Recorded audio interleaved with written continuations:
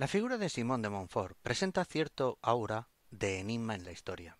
Es el primogénito del señor de Montfort-Amaury, una localidad en la zona de Yvelines, que recordaréis porque allí también estaba la abadía de Bussernet, de donde saldrá la amistad de Simón con el abad G. Sin embargo, Simón no era un noble de alto rango. Descendía del conde de una región de Normandía, pero como rama secundaria. Quiero traer un texto sobre su personalidad que aparece en la Wikipedia. Os voy a leer, lo tengo aquí preparado. Decía, los cronistas de la época e historiadores modernos nos presentan a Simón de Montfort como bien dotado para la estrategia militar, obsesionado por manifestar su catolicismo hasta el punto de ordenar celebrar misa de campaña antes de entrar en combate, por muy urgente que fuera la situación. Mirad, quiero remarcar un poquito esto. Dice, obsesionado por manifestar su catolicismo. Me cuesta entender un poco el por qué se pone ese calificativo, porque era normal. O sea, celebrar misa antes de entrar en batalla era lo más normal en aquel tiempo.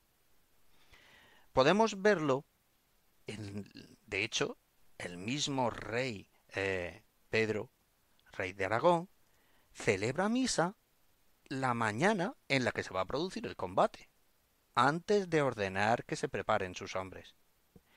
Y cuando comenzamos el libro con la batalla de las Navas de Tolosa, también reflejamos que se ha celebrado una misa antes de comenzar la batalla. O sea que este acto no sale de lo normal, no sale, no está fuera, sino todo lo contrario. Es un acto normal y sobre todo para unos cruzados que eran los que llevaban enfrente a la Iglesia Católica, los que llevaban con ellos la Iglesia Católica, por lo tanto, era normal que celebrasen misa. Pero voy a seguir hablando sobre lo que nos comenta, porque aquí ahora nos habla sobre, mirad, y sobre todo hace referencia a Simón, era, se lo pongo yo, un hombre despiadado y sanguinario. Aquí sí quiero hacer una reflexión, una pequeña reflexión, para, para justificar este calificativos, hombre despiadado y sanguinario. Nos refleja un documento, ahora os diré, dice, su crueldad, aplicada tanto en el trato de los prisioneros como en el campo de batalla, se hace patente en las terribles mutilaciones, en el descuartizamiento en vivo, en el despedazamiento de cuerpos. La presencia, nos pone unos puntos suspensivos como diciendo que hay más cosas, la presencia documentada del dirigente de la cruzada en cada uno de los espectáculos horripilantes que se organizaban es un dato más a añadir. La presencia de él es normal, porque era el capitán en jefe, y dentro de los pocos que habían, él estaba en casi todos los actos, en casi todos lo que se producía en el campo de batalla. Miraron un poco más porque hace hincapié en uno de los episodios más crueles de la cruzada se dio en la ciudad de Bram, en la primavera de 1210, donde tras rendirla, Montfort mandó dejar ciegos y mancos a más de 100 de sus habitantes, a los que mandó cortar también orejas, nariz y labios, menos a uno, al que dejó un ojo, para que pudiera guiar a los demás hasta Cabaret, que pensaba asediar. Todo ello con la intención de desmoralizar a sus habitantes. Efectivamente, es cierto. O sea, sucede este hecho que aquí nos relata, que por cierto, nos lo cuenta Jesús Maestre. En la Wikipedia hacen referencia a una bibliografía de Jesús Mestre Godes, que es un autor, es el autor que nos trajo a los cátaros, la historia de los cátaros aquí a España, a la península, la introdujo él. Los primeros escritos que aparecen sobre cátaros vienen a través de Cataluña y fue debido a él, que es curioso de la historia, no es un historiador, sino un curioso de la historia, que ha viajado mucho, viajó al Languedoc, aprendió ahí, vio cosas de los cátaros, sintió curiosidad y las escribió en sus libros de viajes y sobre los cátaros. El primer libro que aparece aquí en España es de él y hace reflejo así, nos cuenta sobre la figura de Simón. Esos detalles. Estaba diciendo que es cierto, el suceso de la ciudad de Bram sucede como lo relata aquí, es un suceso conocido. Pero tened en cuenta, mirad lo que sigue diciendo. Este suceso no deja de ser un acto más en la cruenta cruzada que está desarrollando, habla de la cruzada albigense.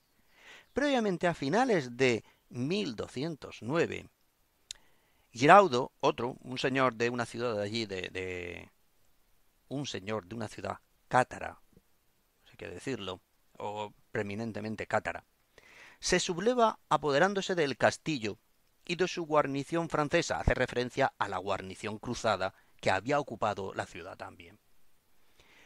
A dos de los caballeros franceses apresados los envía desnudos a Carcassonne, el cuartel general de Simón de Montfort, tras vaciarles los ojos y cortarles la nariz, las orejas y el labio superior.